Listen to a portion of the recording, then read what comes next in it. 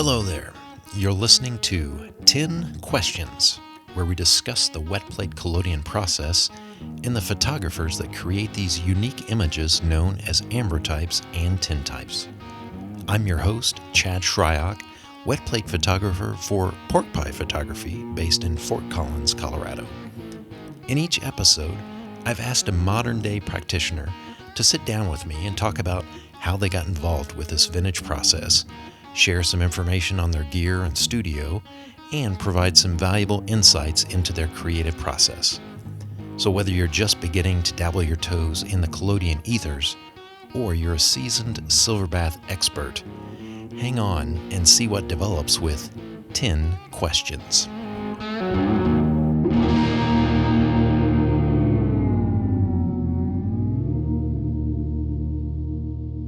In this episode, I get to talk to the first guest this season residing in the same time zone as me.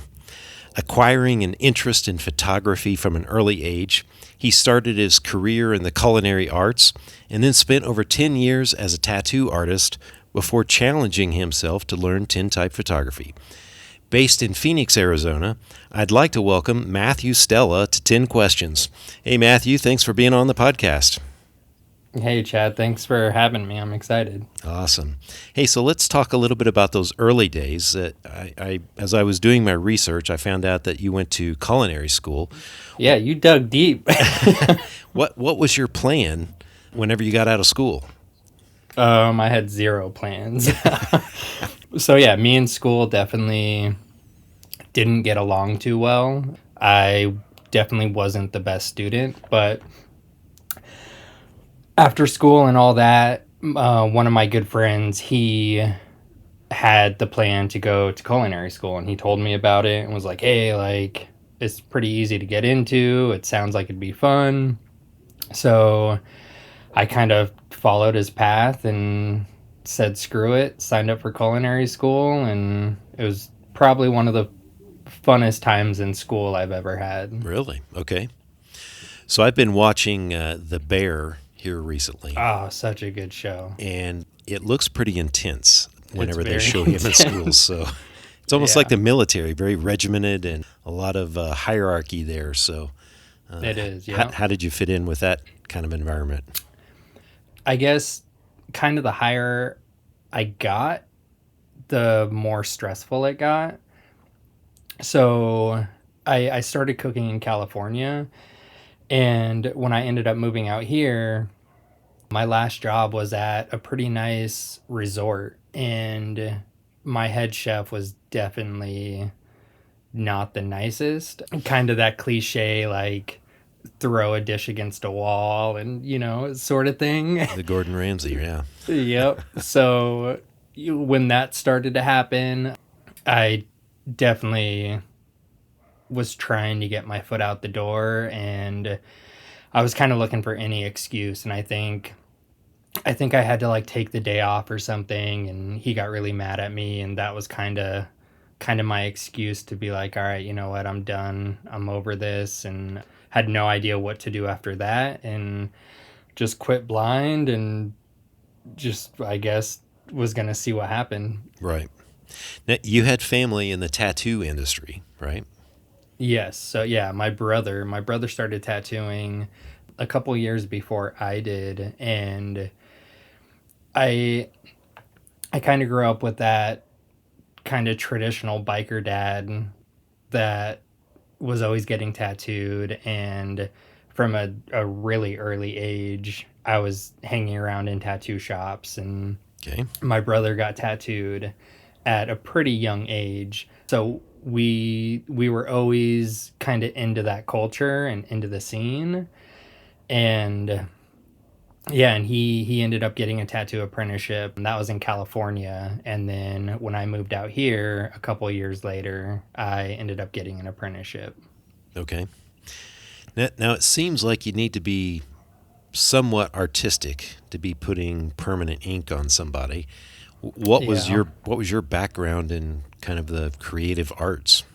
I was always somewhat of a creative. I wouldn't say I was good, but I always dabbled in painting and drawing and I was that kid that would see the how to draw infomercials and like, ask for like the cartoon kits for Christmas and stuff like that. So Yep.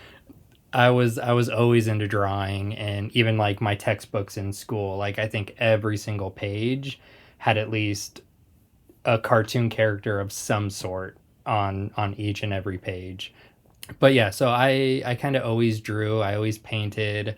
My parents were definitely very free about it, and kind of let me paint my walls and kind of let me express myself that way. So I was always into it. And when I got an apprenticeship, it was definitely a whole different style of art you needed to get into. A lot different than, your traditional, I guess, standpoint when it comes to like art or drawing or painting or anything like that. Sure.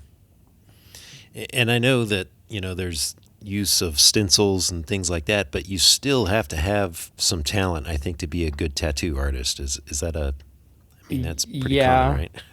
yeah, definitely. Yeah. I mean, yeah, definitely a nice, not shaky hand, and the stencil's only going to take you so far. Right, right. But yeah, so over the years, I definitely started getting a lot better, and you stop messing people up, I guess you can say. But I definitely messed my fair share of people up, early on for sure.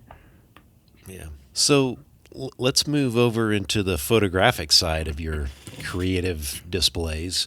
What was it about tintype that kind of pulled you into it? What was your, I guess, familiarity with it? I mean, had you seen it before? So going back to tattooing, so yeah, I actually did a tattoo convention in Eugene, Oregon. This was probably about 12 years ago, maybe a little longer. It was the first tattoo invitational that was held in Eugene, Okay. and there was someone shooting tintypes there.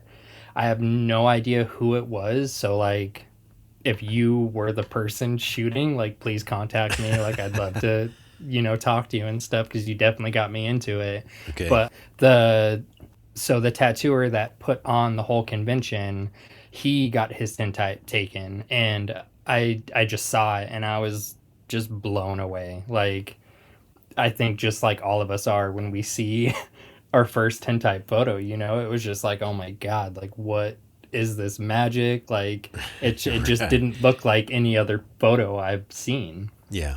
So And no, I was gonna say, so you didn't really come at this from like a historical aspect. It's not like you no, not had at grew all. up with them or anything like that. You just by chance were at a convention, and I take it you were there as a tattoo participant, right? An artist that was there either doing tattoo.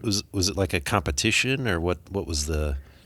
So conventions are, they have a bunch of different booths and probably over maybe like 100 tattoo artists. So a lot of my clients from Oregon or Portland or the surrounding cities would have a chance to come drive up and I'd be able to tattoo them. So that's kind of how everyone worked. Or we would take walk ups. So like if you wanted to get tattooed, you would go to a convention and you were able to get tattooed by different artists. Nice. So that was 12 years ago, and I think I saw that maybe you shot your first plates in 2019. So did it just kind of sit on the back burner there for a while, or were you kind of like investigating it during that time? What was your kind of process to learn more about it? So it was definitely on the back burner. Like I grew up shooting photography.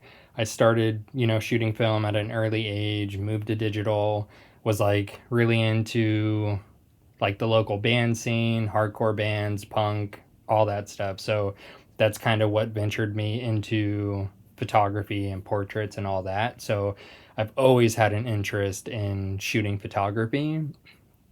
And when I saw the tintypes, I was blown away, and it just kind of sat on the back burner. And about 2000, I want to say maybe 2018, like late 2018, I had the opportunity to do something live at a tattoo convention. And this was a part of kind of a paint project. So everyone there was doing live painting.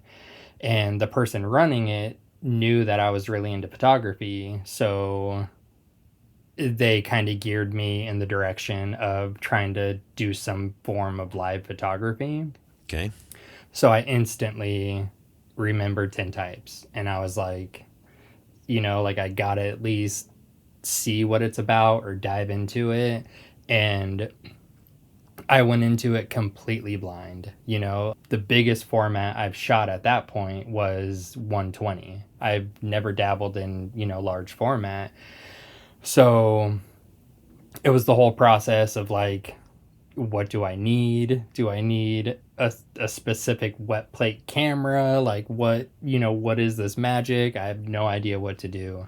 So I was lucky enough to contact Bostic and Sullivan, and I ended up talking to someone there for a good like 40 minutes or so. And he definitely geared me in kind of the right direction on this is where I think you should start. And I ordered everything I kind of thought I needed. And at that time, me and my fiance at the time, so me and my fiance now, we had a New York trip planned. So we were in New York when all of my chemicals and everything were arriving at my house. And when we got back from New York, we had a week till the convention. Okay. So, Yeah. yeah. So I had a week to, figure out how to do this. And I kind of go all in when I get into, I'm a serial hobbyist, I like to say. I just like dive into anything and everything. But yeah, so I got back from New York and had a week to learn how to do it, and yeah, just had my buddies over and I was shooting nonstop that whole entire week. Nice. So tell me a little bit about what did you actually use as I guess a learning resource during that 1 week. I mean, let's see. So if this was like late 2018, so there's videos on YouTube. There's probably folks that have books and things like that out there. What was kind of your plan of attack to figure this out in 1 week? So when I was trying to figure it out, I didn't really it didn't hit me that there was a community of tintype photographers, Okay. Yep. So I didn't really go into it thinking like I can kind of get help, or I can look at these videos or try to get these books. One of the biggest videos that I would say helped me out the most was Justin Baracki's video where he's shooting on the streets in New York. Nice. And I studied that thing so much. Like I would pause it at like the camera he's using, the lights, I would listen to him, him counting the developer and all that. So that was like, I would say kind of my learning video that I really dove into. And luckily when I shot my first plate, I got something, and it was actually a decent plate. So I think that helped out, I guess. But yeah, so I didn't really I didn't dive too heavy into it to like really figure out how to do it and how to learn how to do it. Yeah. So what was that first plate? One of your friends that you had over that first week then? Yeah, well, so it was actually my fiance. Okay. And yeah, I think I used 2,400 watts of CFL bulbs. And it was just raw, just CFL bulbs shining straight on her. And we got a plate, and my pour bottle was dirty. So every time I poured, I'd get these big streaks. But luckily they weren't, on the subject. So I was taking it, as in, oh, this is chemicals, I guess, doing what they're going to do. But yeah, so it was my fiance and then just a bunch of friends. Nice, nice. Let's talk about style. So, would you say that your favorite style is portraiture at this point? Definitely. Yeah. Portraiture, headshots, and I would say families. That's kind of my big go-tos when it comes to shooting tintypes for sure. Yeah. It would seem like there's a level of trust that really needs to exist between a tattoo artist and their client. And that Yep. sounds very similar to the same type of trust between a wet plate photographer and their sitters. Did did this trust relationship kind of push you more towards portraiture, or was that just, hey, I want to take people's pictures and that's all I'm interested in? Yeah, I think it was more so like I just want to photograph people. Before I started shooting tintypes, I was really into street photography and mostly like street portraits and stuff like that. So portraits of people and people in general just I've just always had a thing with it, and I just love the way people look. So definitely portraits were, my first go-to, and then it started pulling me into families, which I like it because it's not your typical family photographer. I guess it's a lot more intimate, and yeah, and we only get one shot. So it's very, very intimate and more posed. So yeah, definitely families and portraits for sure. Nice, nice. So you had 1 week, you got the process somewhat figured out, or at least enough to take some shots. How did it actually go at the convention? I mean, were you set up like just doing like a demo, or were you like blowing through like, I was a ton of plates in an hour? What was that like? all right. So I needed a dark box or a portable dark room of some sort because I planned on shooting, plates there. So I remember making this like pretty elaborate wooden darkroom box, with the poles that come out, the dark cloth that goes over the poles so you can stand up in it. So I think I have a photo of it, but at the time, I dove straight into the dark box and like tried to make it, the nicest dark box I could possibly make it. And we get there, we set everything up, and the first day, so it was Friday, Saturday, and Sunday. The first day, people would come by and just kind of not even understand the concept of it. They would look at the plates Oh yeah, and been there. they would just, not even really ask you about it or anything like that. So then I started grabbing some of the painters and I, started to take their portraits. So more and more people kind of, saw what I was doing, saw it being fixed. And Saturday, I got a couple people that signed up. And at this point, I was charging too for plates. And I had a couple people that signed up for it, shot a couple plates. They definitely were on the underexposed side, but they weren't horrible. Like I was definitely getting photos. And then Sunday, when we got in there in the morning, I'd say maybe, 30, 40 minutes in, we had a wait list till the end of the day and a line that was like wrapping around the convention. Wow. So, yeah, so definitely hit really, really good and made all my money back from everything that, I put into it, and extremely fortunate about that. So, that was it was a really good first, kind of pop up. Yeah. Yeah, it's one thing to have been involved with the practice for a while, and you can kind of think through, well, these are the issues that I might run into, and if I'm trying to get this many plates, done per hour, then these are the kind of the parts of the process that I can either speed up or, really try to figure out how to optimize. But man, you were going into this blind I right had from the no get-go. idea. Jeez. Yeah, definitely I wouldn't recommend anybody to do it like that, but yeah, I don't know what it was about it, but I just, dove in head first as hard as I possibly could. Yeah, that's awesome. And, for folks that haven't done pop-up sessions, I mean, you seriously have to be kind of like a snake oil salesman of sorts to, Yep. kind of get up and advertise yourself, because nobody knows what you're doing back there. Exactly. Yep. So, Yeah. They're completely clueless to what you're doing. yeah. So you got back from that. You decided not to quit based on that weekend of kind of stressful wet plating. Yeah. What did you?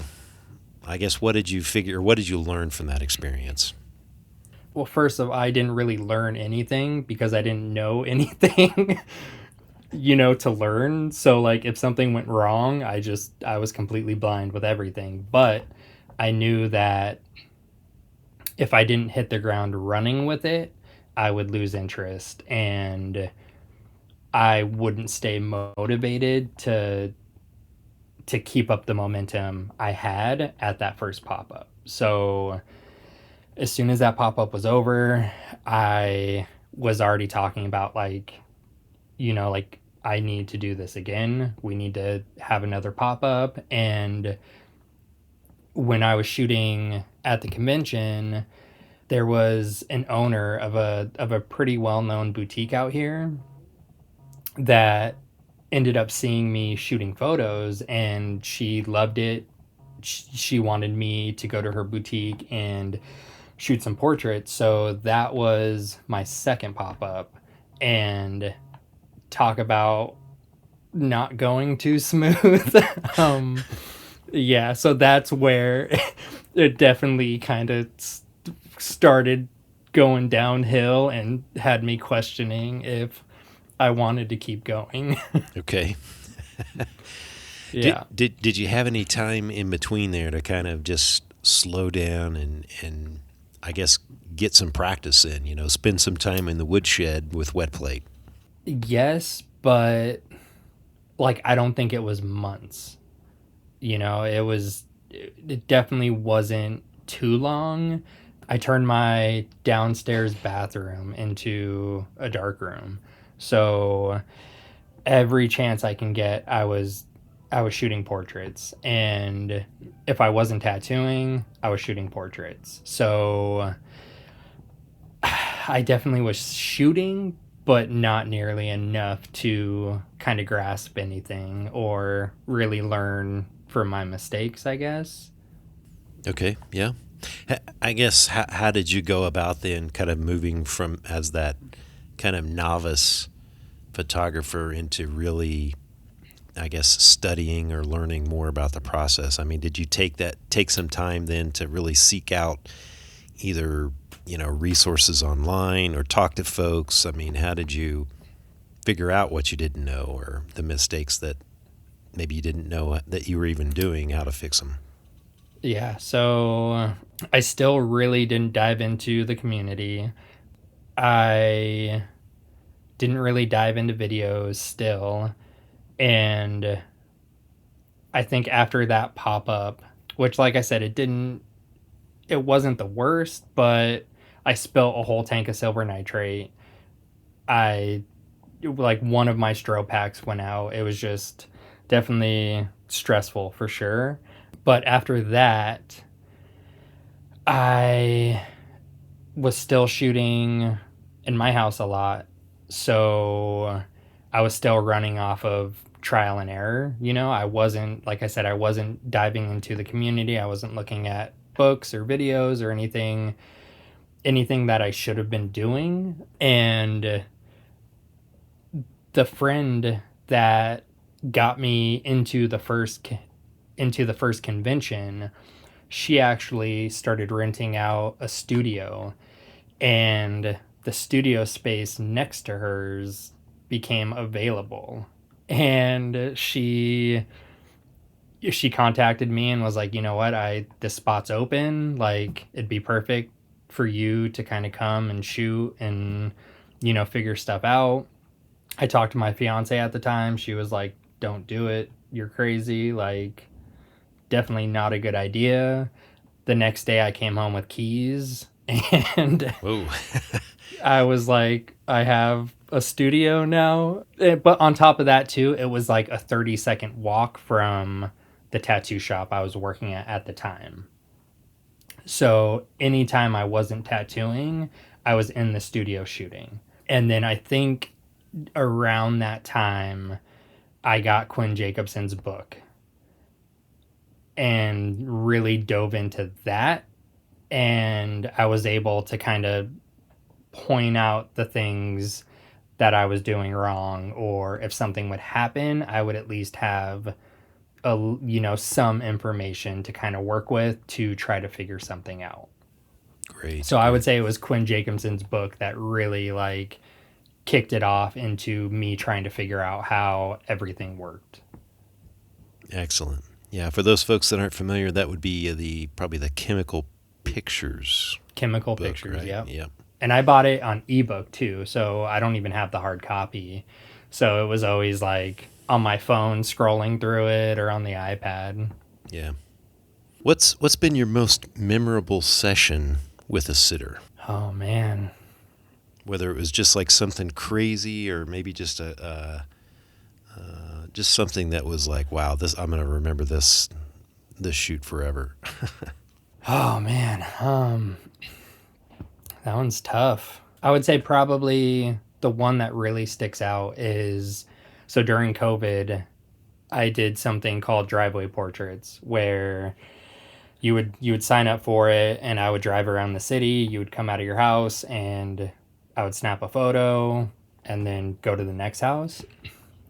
And one of the houses I went to, I ended up photographing a couple with, oh man, I think it was, and these are individual plates. So it was a couple, and I think it was with 12 chickens, Okay. 2 cats, and a dog.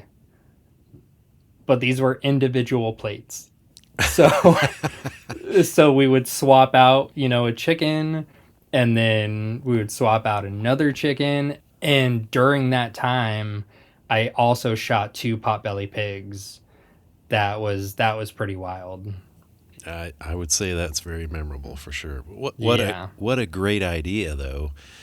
I mean, COVID was really tough for us in the portrait business, with everything Yeah. being shut down and everybody kind of scared to get around anyone. That was a really tough time, but great idea though to go around and do driveway sessions. So I take it you had your portable darkroom kind of set up in your vehicle Yeah, or so whatever. Yeah.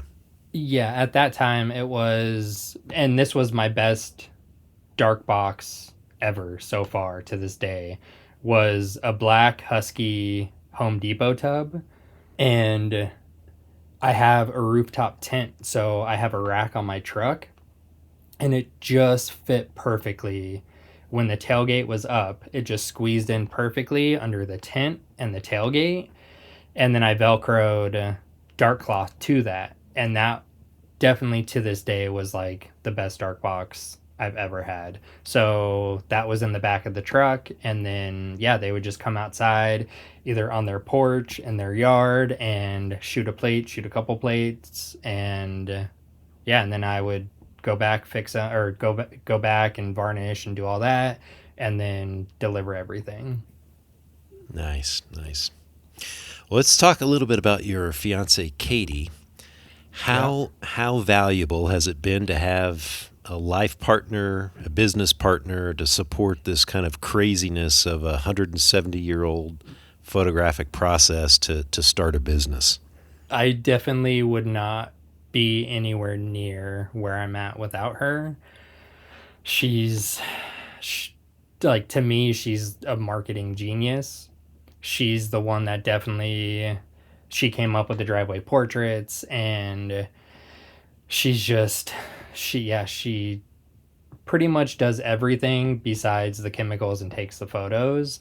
She started a new business, so I'm kind of on my own now for the most part. She still handles, social media and all that. But yeah, it's to have someone there with me all the time to market, to help me out with things, to film content with me. Like it was just the biggest help, and there's a lot of photographers, tintype photographers that, have to do this all themselves. And having two extra hands is just, I can't even tell you how much, it benefits and it helped out.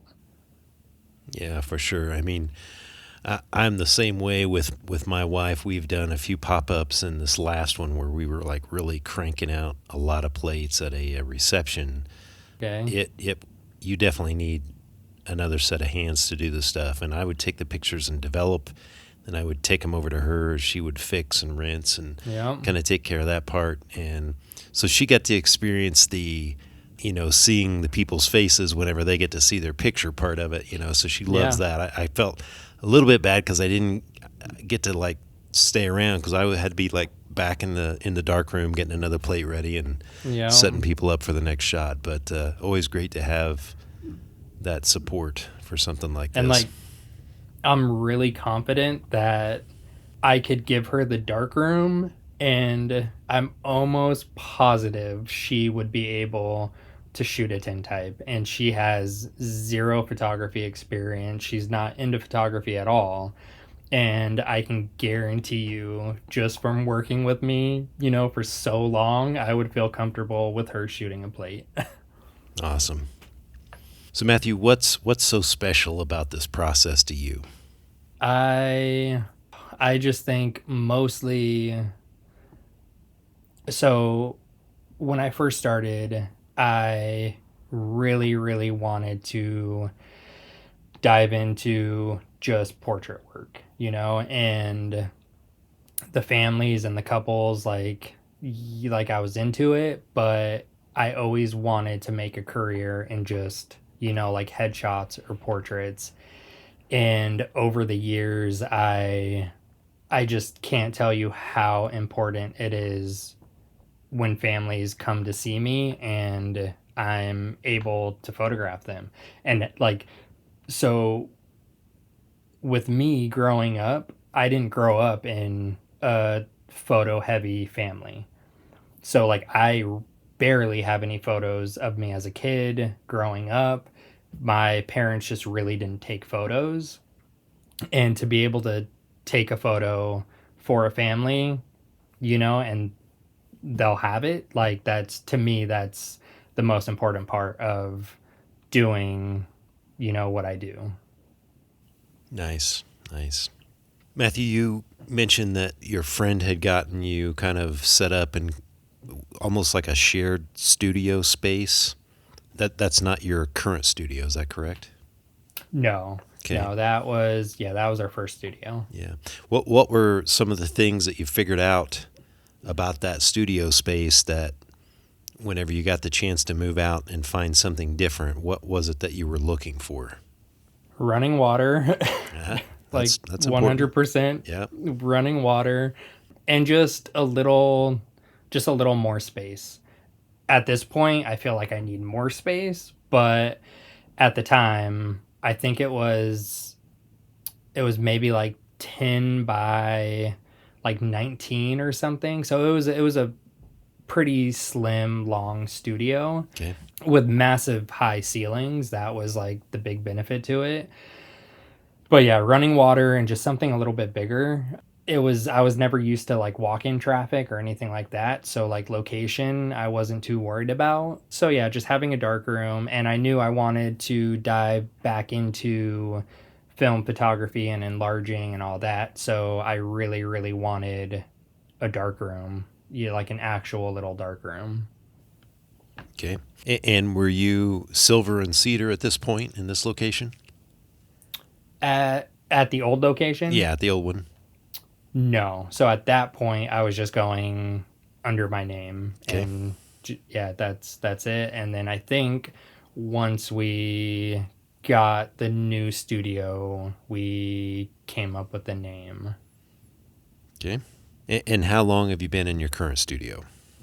Oh man, I want to say a little over 4 years now. We were in the old space for maybe like 6 months or so, not long at all. And then we had a couple pop-ups, and the last pop-up we were at, we were shooting in a building that was connected to the studio we're in now. And it was vacant when we were at that pop-up. Okay. What's been your reception in your current location? I guess from, kind of a business standpoint. I mean, you get walk-in traffic, all appointments. Yeah, all appointment. We zero walk-in traffic. Okay. Yeah, it's all appointments. I think the only walk-in I've ever done was Paul from Cleveland Tintypes. He came by and was like, "Hey, can you shoot a portrait?" And it was like halfway through the session, he told me he shot tintype, and I was like, "What the hell? Like, you should have told me." Like, so I just made him trade me a portrait and use my darkroom to take a photo of Sweet. me and my fiance. Nice, nice. Well, let's talk about gear a little bit. I heard you say that your first camera was cursed. Now, what's the story behind that? Yeah, so my first camera was a Wisner 4x5. I don't know if you're familiar with Ron Wisner at all. I am not. So, No. okay, so from what I've heard was, and this came from Bostic and Sullivan. I could be botching it a little bit, but for the most part, Ron Wisner came from a family of organ makers. So really skilled in, woodworking and, woodcraft. And he started building cameras, probably one of the nicest, most well-built cameras I have. Just a beautiful camera. But I heard towards the end, he ended up with a lot of orders, and he just kind of up and disappeared. And got away with a lot of money.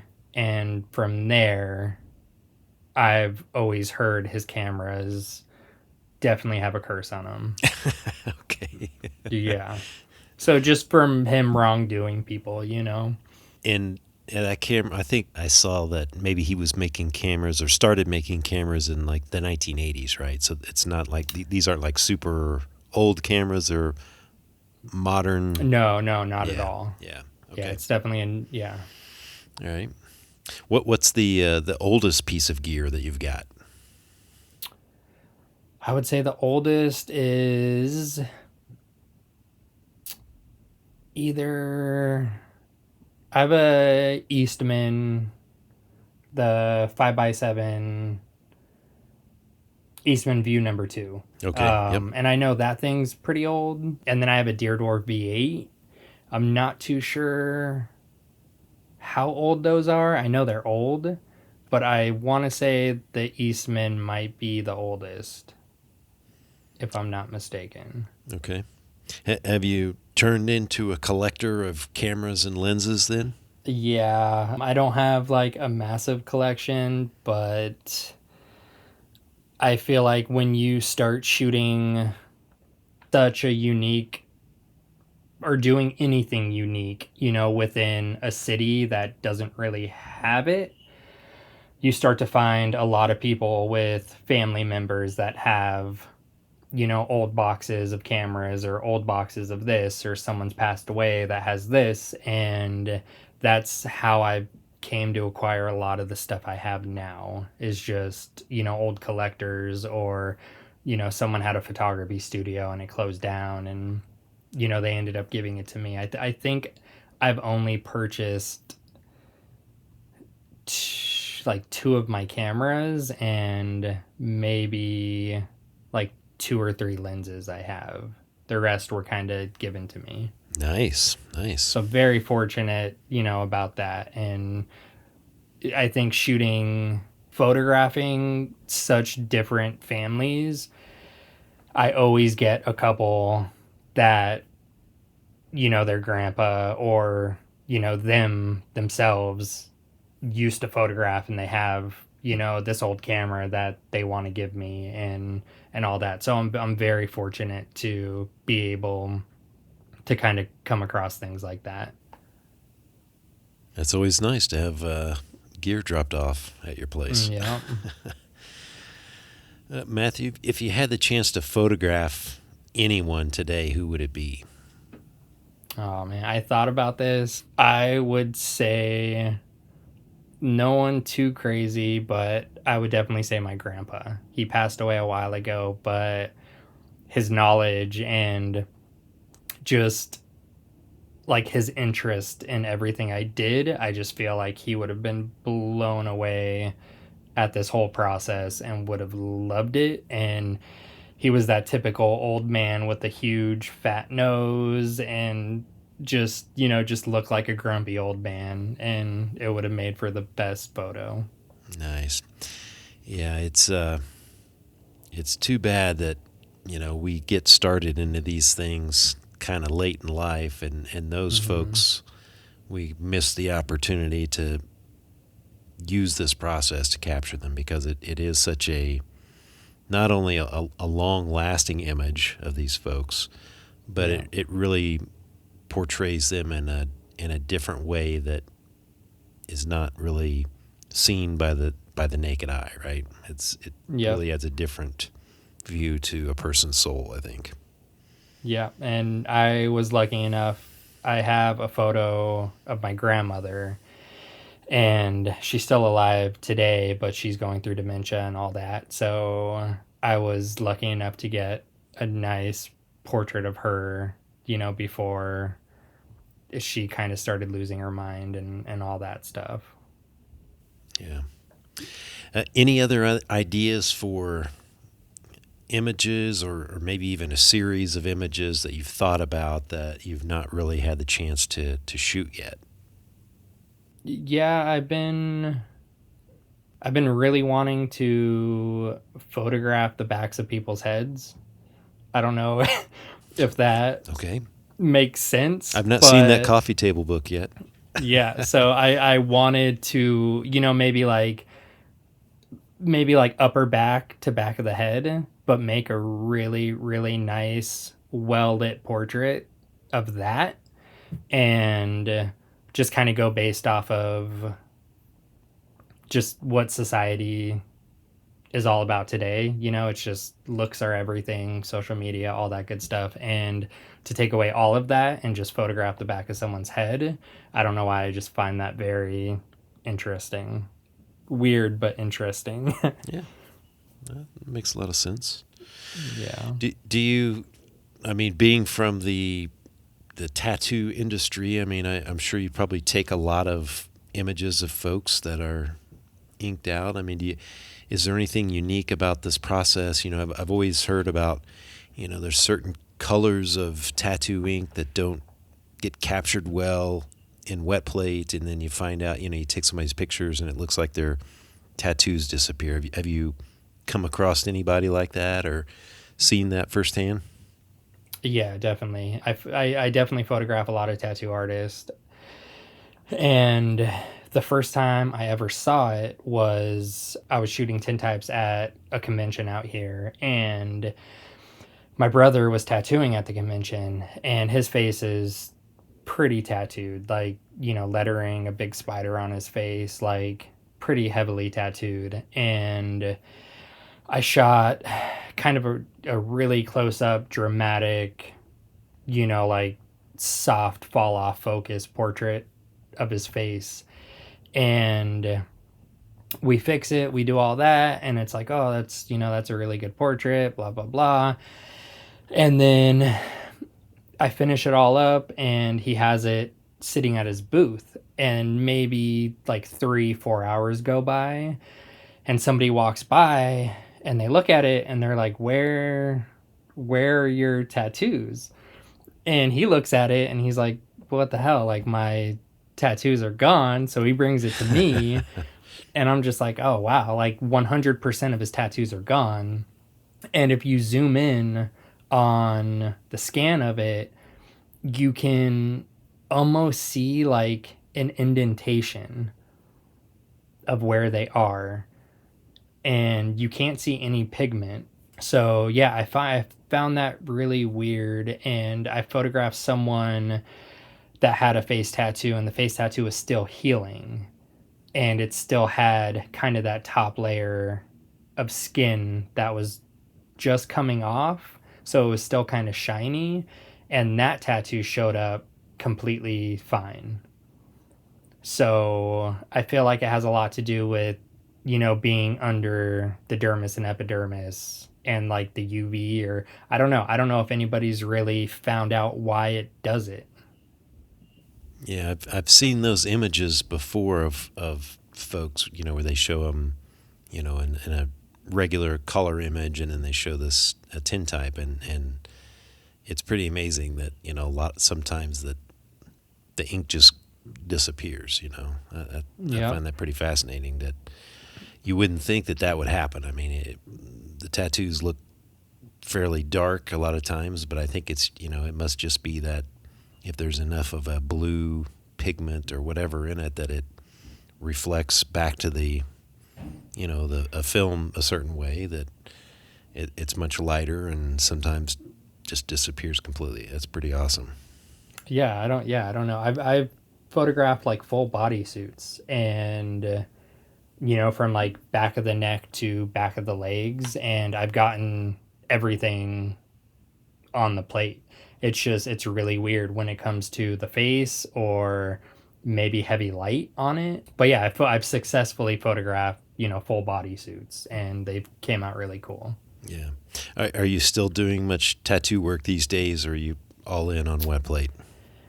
For the most part, all in. I haven't tattooed probably in about a year and a couple months. I still have some tattoos out there that I really need to finish, but for the most part, it's just been 100% the studio and focusing on the studio. Yeah. You had mentioned that you're a bit of a serial hobbyist. What are some other things that you're into?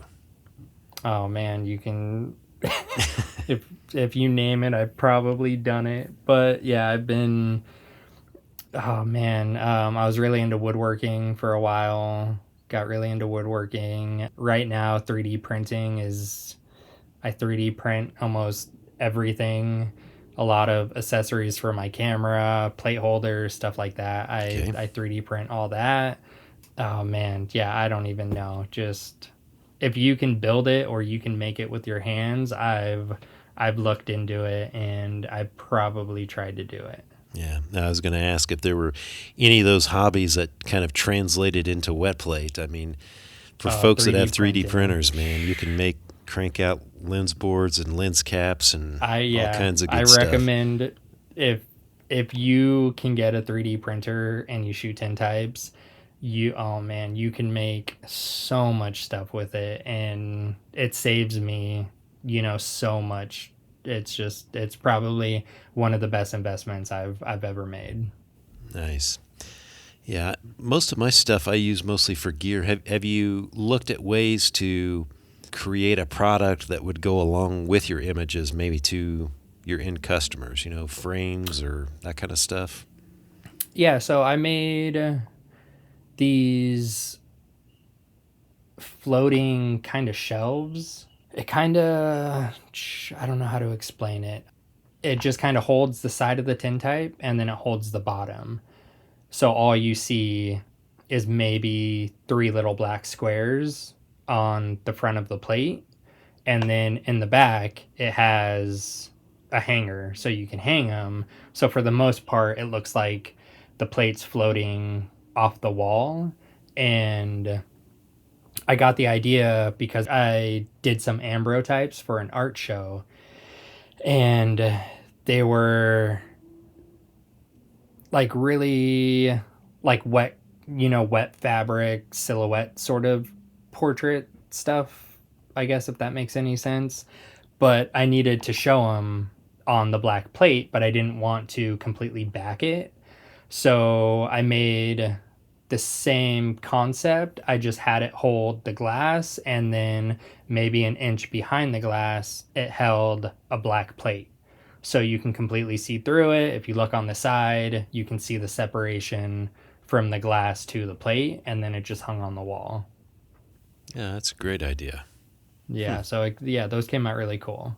Nice. Well, let's talk about folks in the community. I mean, is there anybody that you'd like to shout out to that was maybe a mentor, maybe you have some regular contact with that has kind of helped you through some tough spots? Or I mean, definitely, like I'm very much a hermit when it comes to anything I do. I stick to myself a lot. Like, I really need to get out there and start communicating more. But definitely, like, huge inspiration from the beginning was definitely like Justin Baraki, like all of his videos, even like his film photography, and like growing up listening to the bands he photographed and all that. Like, he's a massive inspiration. Josh Wool is another huge inspiration. Like, in the very beginning, I saw him shooting wetplate, and his digital portraits are phenomenal. So his wetplate's amazing too. And then I would say Lumiere, Adrian Whip, was a huge inspiration when I first started, and he was the one that kind of like made me want to get a studio, was just seeing the way his studio set up, and like how nice it is and how he does everything. So I would say those three are like massive like inspirations to me for sure. nice. Have you had the chance to meet any of those folks firsthand? Not in person, no. Yeah, still not. Like, I'm pretty close to, I mean, not pretty close, but definitely Josh Wool's in California, and I'd love to, anytime I'm out there, definitely stop by and see a studio and all that good stuff. What advice would you give somebody that's just getting started in wet plate, just to make it a little bit easier for them than maybe the road that you traveled? Make sure your silver's clean, and yeah, just don't give up. Just keep doing it, keep shooting. Definitely experiment with any sort of lighting, any sort of strobe lighting you have, any sort of continuous lighting. Like, I feel like there's a lot of information about lighting out there, and I just feel like people just getting started, you don't need as much as you think you need. Like, you can start shooting, with not that much stuff. And I would say that's the biggest thing, is just experiment with everything you have, make sure everything's clean, and make sure you don't contaminate anything. Yeah. What's your, I guess, typical lighting arrangement that you use in a lot of your portraits today? Right now, I'm really big on doing strobes and continuous. I've been using aperture lighting mixed with Godox. So I have like a 1200 Godox key light, a strobe, and then I'm using aperture 600 continuous, so I can mix that ambient light with the strobes. And I've been really liking the results so like that's been giving me. Nice. What's your go-to lens for portraits?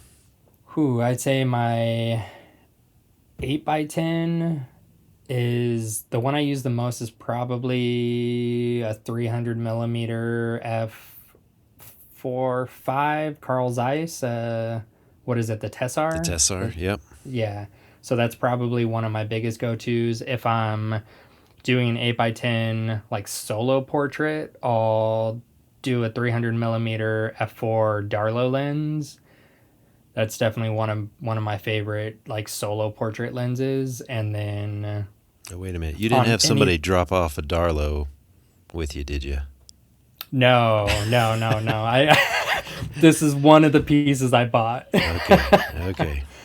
Oh, I wish. Yeah, no, that I love that lens. But everything smaller is more modern stuff, like like a modern 5.6 Rodenstock or a Schneider. Yeah, everything I shoot smaller than 8x10, I don't have too much vintage stuff for. I do, but I just haven't really experimented with them and kind of played with them. Okay. So 8x10s is kind of your top largest format, and then 5x7, it sounds like you got that Wisner is a 5x7, right? Or no, the Eastman was, yeah. Well, the Eastman's a 5x7. That's my only 5x7, and then I got the Wisner 4x5, and then I got a Toyo View, like a more modern Toyo View with all like the bells and whistles and gears and all that stuff. Yeah. But primarily in the studio, I shoot 8x10 and 5x7.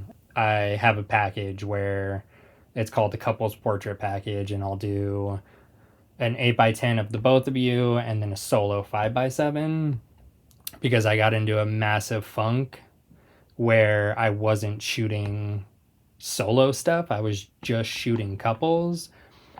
So I was kind of getting discouraged. I wanted to shoot solo stuff, but I needed to find a way. So we came up with doing it as a package. So they get the couple shot and I get, at least 2 solo 5x7s. So 8x10 and 5x7 in that package is definitely what I shoot the most of.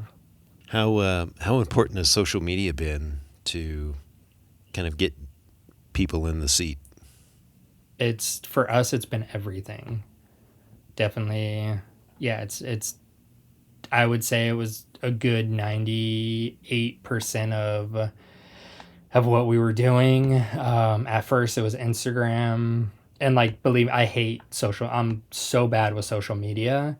This is where Katie came into play, and she was the mastermind behind all of it. But the beginning was Instagram, and then one of my clients told me about TikTok, and I was thinking, singing, dancing, doing all the TikTok trends, and I'm like, the normal stuff. Yeah, and I was like, no, there's no possible way I'm going to do that. And he was like, no, just maybe just, post what you do. So we ended up posting a video, and that first video went viral. And then it kind of just snowballed from there. And at that time, I think we spent the whole year with pretty much bookings off of TikTok. And yeah, so TikTok was massive. And then obviously viral pages start to pick you up, and they'll post and all that stuff. But yeah, so then it bounces back and forth between TikTok and Instagram, and then definitely some local stuff too, like local magazines, Arizona Highway Magazine, Phoenix Magazine. We've been in that stuff, and that stuff has definitely helped locally. TikTok we've gotten a lot of out-of-state people, out-of-country people, and that's where that shines a lot too. Great. Well, Matthew, in addition to TikTok, what is the best way for people to see your work or maybe schedule a session with you? Easiest way would be website, so just silverandcedarphx.com. You can book straight from there, and then if you want to see more of the process, I would say TikTok, and then Instagram is a little more life-oriented. Still a lot of tintypes and stuff, but a little more of kind of what's going on in my life. Awesome. Well, I appreciate you being on the show today, Matthew. It's good to get to talk to you, and if I'm ever down your way, I hope to check out your studio. Yeah, definitely. No, thank you so much for having me. I definitely enjoyed it. It was fun. I hope you've enjoyed this week's episode and maybe even picked up some insights that will help you along in your own wet plate journey. I'd love to hear from you on who you'd like to have on in a future episode. So send me a message and follow our Instagram account at 10 questions with any feedback. Don't forget to hit that subscribe button on your favorite podcast provider. Thanks for listening to me, Chad Shryock, and my expert guests, and I look forward to you joining me again in the coming weeks for a new episode of 10 Questions.